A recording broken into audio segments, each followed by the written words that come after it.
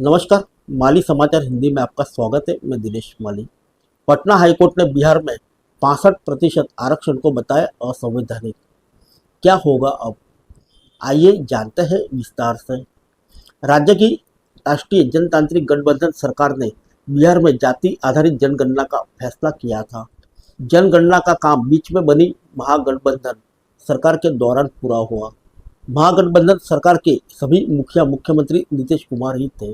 महागठबंधन सरकार ने जातीय जनगणना के आंकड़ों को आधार बनाकर राज्य में आरक्षण का प्रतिशत 65 तक पहुंचा दिया। लोकसभा चुनाव 2024 में महागठबंधन के मुख्य दल राष्ट्रीय जनता दल ने इस आरक्षण का क्रेडिट भी लिया। किसी भी दल ने आरक्षण प्रतिशत बढ़ाने को गलत नहीं बताया था, लेकिन अब पटना हाईकोर्ट ने आरक्षण प्रतिशत बढ़ाने के राज्य सरकार के फैसले को असंवैधानिक करार दे दिया।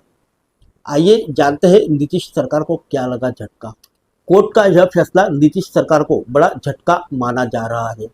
गुरुवार को सुनवाई के दौरान पटना हाईकोर्ट ने बिहार सरकार के अनुसूचित जाति, जनजाति, अत्यंत पिछड़े और अन्य पिछड़े वर्ग के 65% आरक्षण देने के कानून को रद्द कर दिया। पटना हाईकोर्ट ने इसे असंवैधानिक करार दिया। यानी अब शिक्षण संस्थाओं व सरकारी नौकरियों में अनुसूचित जाति, जनजाति, अत्यंत पिछड़े और अन्य पिछड़े वर्ग को 65% आरक्षण नहीं मिलेगा। 50% आरक्षण वाली पुरानी व्यवस्था ही लागू हो जाएगी। दरअसल 65% आरक्षण कानून के खिलाफ गौरव कुमार व अन्य लोगों ने पटना हाईकोर्ट में याचिका दायर की थी। याचिकाकर्ता की ओर से दायर याचिका में कहा गया कि असंवैधानिक प्रावधानों के अनुसार सामाजिक और शैक्षणिक रूप से पिछड़े वर्गों को उचित प्रतिनिधित्व देने के लिए आरक्षण की व्यवस्था की गई थी, न कि जनसंख्या के अनुपात में आरक्षण देने का प्रावधान। यह जो 2023 का संशोधित अधिनियम बिहार सरकार ने पारित किया है, वह भारतीय संविधान के मौलिक अधिकारों का उल्लंघन करता है। इसमें सरकारी नौकरियों में नियुक्ति के समान अधिकार का उल्लंघन करता है। वहीं भेदभाव से संबंधित मौलिक अधिकार का भी उल्लंघन है।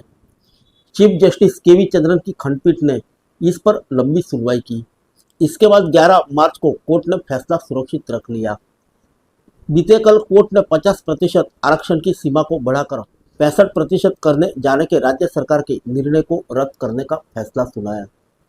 21 नवंबर 2023 को बिहार सरकार ने गैजेट प्रकाशित किया था।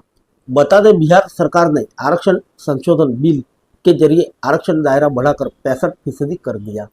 10% आर्थिक रूप से कमजोर वर्ग को मिलने वाले आरक्षण को जोड़ दे तो कुल 75% आरक्षण का लाभ मिलेगा। 21 नवंबर 2023 को बिहार सरकार ने इसको लेकर गैजेट प्रकाशित किया था। इसके बाद शिक्षण संस्थाओं और नौकरी में अनुसूचित जाति, जनजाति, पिछड़ा वर्ग और अति पिछड़ा को 65% आरक्षण का लाभ मिल रहा था।